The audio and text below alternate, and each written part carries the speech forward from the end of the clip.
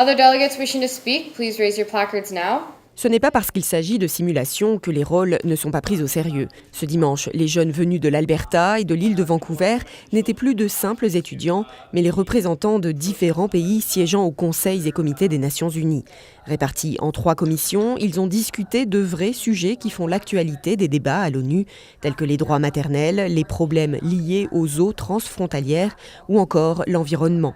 Un rôle pas toujours facile selon le pays que l'on représente.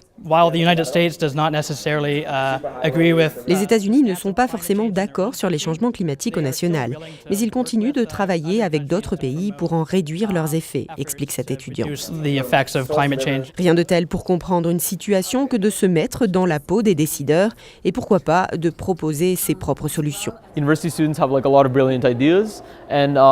étudiants ont de brillantes idées et ce modèle des Nations Unies permet de les exposer, dit-il.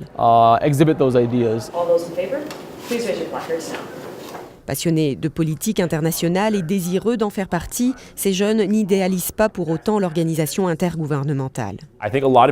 Beaucoup voient les Nations Unies comme un gouvernement mondial, ce qui n'est pas le cas, raconte l'étudiant. C'est un forum d'idées.